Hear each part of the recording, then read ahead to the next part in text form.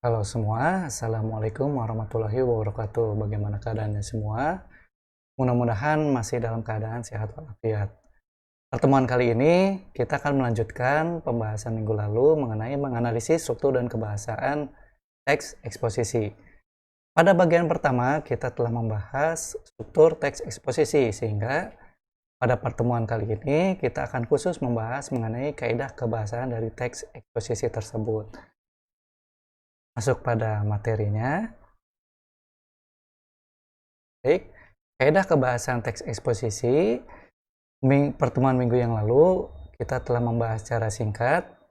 Kaidah kebahasaannya ada 5. Yang pertama itu menggunakan nomina dan pronomina. Kedua, menggunakan verba, adjektiva, dan adverbia. Menggunakan konjungsi, menyajikan argumentasi secara urut, dan menyatakan sikap dari penulis. Bapak masuk pada bagian yang pertama, yaitu menggunakan nomina dan pronomina. Nomina itu merupakan kata benda. Contohnya seperti meja, kursi, dan rumah itu merupakan kata benda. Lalu pronomina itu merupakan kata yang digunakan untuk mengacu pada kata benda lain, seperti contohnya ini meja atau itu kursi. Nah, kata ini dan kata itu yang mengacu pada meja dan kursi itu merupakan contoh dari pronomina. Baiklah, masuk pada pembahasan selanjutnya. Menggunakan verba, adjektiva, dan adverbia. Apa itu? Verba adalah kata kerja. Seperti contohnya di sini, belajar, menulis, melihat, dan membaca. Gambar siswa yang sedang belajar di sini, siswanya ini merupakan kata benda. Penghapus, buku, lalu pensil, ini merupakan contoh-contoh dari kata benda. Tetapi kegiatan yang dilakukan oleh kata benda itu merupakan kata kerja. Kata bendanya di sini siswa, sedang melakukan apa? Belajar, itulah kata kerjanya. Selanjutnya, adjektiva. Adjektiva itu merupakan kata sifat. Jadi sifat dari si benda tersebut itu apa? Seperti rajin, tekun, atau cantik. Lalu yang terakhir, adverbia. Adverbia itu merupakan kata keterangan, seperti sangat-sangat apa, dengan apa, karena apa. Sehingga jika digabungkan dalam gambar di samping sini, siswa ini sedang belajar dengan sangat tekun. Gitu. Selanjutnya, menggunakan kata hubung atau konjungsi. Konjungsi itu merupakan kata yang digunakan untuk menghubungkan kata dengan kata, atau klausa dengan klausa, atau juga kalimat dengan kalimat dalam sebuah wacana.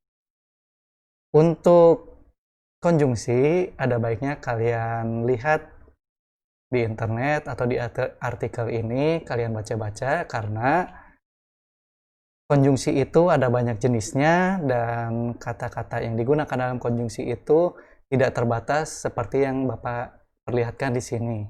Ada banyak kata konjungsi yang digunakan. Kembali pada pembelajaran ini, Bapak contohkan seperti gambar di samping, murid berbaju pink mampu mengerjakan tugas dengan baik, sedangkan murid berbaju kuning kebingungan mengerjakan tugas karena tidak belajar. Konjungsinya yang mana? Oke, konjungsinya itu ada di kata sedangkan. Ini menunjukkan makna yang perbandingan antara murid dengan baju pink berbanding terbalik dengan murid yang berbaju kuning. Yang satu bisa mengerjakan, yang satunya tidak. Baik, masuk pada pembahasan selanjutnya. Argumentasi urut dan sikap penulis. Seperti pada pembahasan kita sebelumnya, argumentasi itu merupakan alasan. alasan yang disampaikan penulis untuk mendukung atau menunjang pendapat yang disampaikan sebelumnya. Jadi argumentasi itu merupakan alasan. Dalam menyampaikan alasan, sebaiknya alasan itu disampaikan berurutan dari yang lemah ke yang kuat, dari yang mudah ke yang rumit. Kenapa seperti itu? Tujuannya adalah agar pendapat yang disampaikan penulis itu lebih mudah dipahami jika alasannya disampaikan secara berurutan. Contohnya apa? Contohnya seperti kalian dalam dunia pendidikan, belajar itu dimulai dari tingkat yang rendah terlebih dahulu, itu mulai dari tingkat SD, kemudian masuk ke tingkat SMP, kemudian kalian sekarang di tingkat SMK.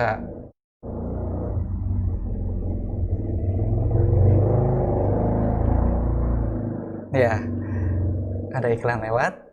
Jadi tidak mungkin kalian memulai pendidikan itu dimulai dari tingkat SMK terlebih dahulu, kemudian SD, lalu SMP. Pasti akan lebih sulit memahami pembelajaran. Lalu yang kedua, sikap penulis.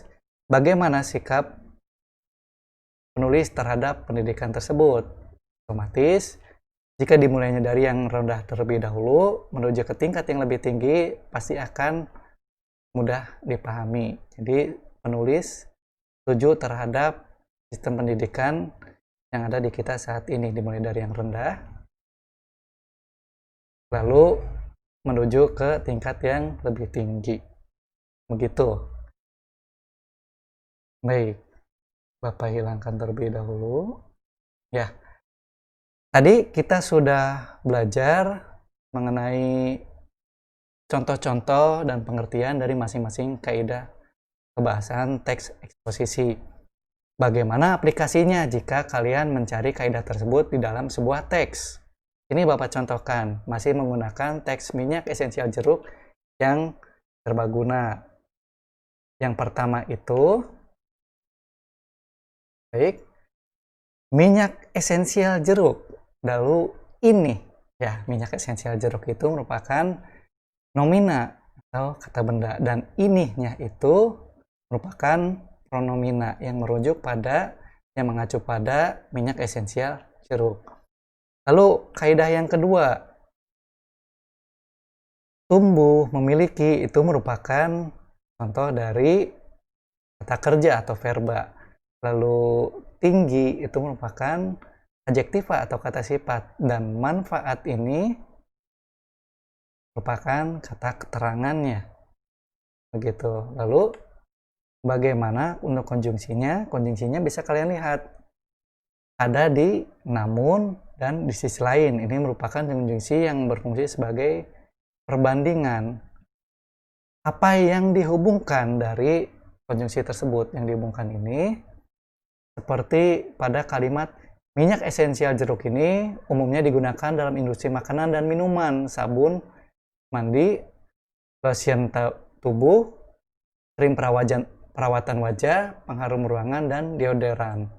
Namun, ternyata minyak esensial jeruk juga bisa digunakan untuk menjaga kesehatan tubuh. Sehingga dua kalimat yang maknanya berbeda, yang satu minyak esensial digunakan untuk produk-produk industri makanan, lalu sabun mandi, dan perawatan wajah dan sebagainya, juga bisa digunakan sebagai kesehatan. Lalu yang kedua, ada contoh saat ini, sebagai contoh saat mengalami sakit tenggorokan, konsumsi buah jeruk sangat disarankan untuk mendukung daya tahan tubuh. Di sisi lain, minyak esensialnya juga bisa dicampur air dan digunakan untuk berkumur untuk membunuh kuman dan bakteri dalam mulut. Ini juga dua makna, dua kalimat yang dihubungkan dengan konjungsi di sisi lain. Begitu. Lalu, argumentasi urut, alasan yang berurutan seperti apa yang disampaikan oleh penulis. Pada paragraf ketiga, keempat, kelima, keenam, dan ketujuh, penulis menyampaikan manfaat-manfaat apa yang bisa diberikan oleh minyak esensial dari jeruk. Nah, ini merupakan contoh dari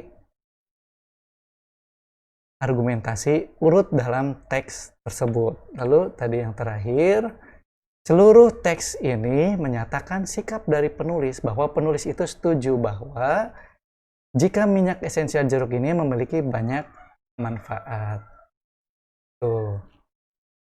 Jadi untuk kalian mencari tahu sikap dari penulis, kalian perlu membaca secara keseluruhan teks tersebut.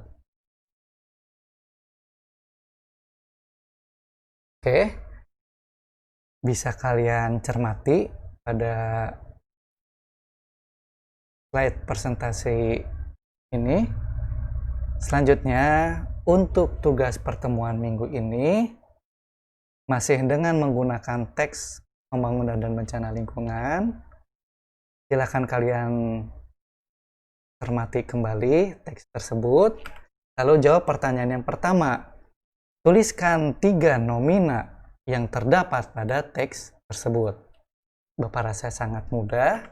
Lalu yang kedua, tuliskan masing-masing 2 kata verba, 2 kata adjektiva, dan 2 kata adverbia. Ini pun Bapak rasa mudah.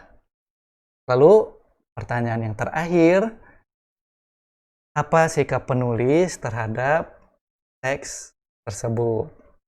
Silahkan kalian baca, silahkan kalian simpulkan apa sikap penulis dalam teks tersebut. Tulislah jawaban kalian pada kolom Google Form yang Bapak sediakan, sekaligus absennya. Tidak perlu di-upload, tidak perlu ditulis di buku tulis, silahkan kalian langsung ketik di Google Form yang Bapak sediakan. Baiklah, ya ada iklan lagi. Cukup sekian pertemuan kali ini. Jika ada pertanyaan, silakan tulis di kolom komentar. Baik, Bapak akhiri. Assalamualaikum warahmatullahi wabarakatuh.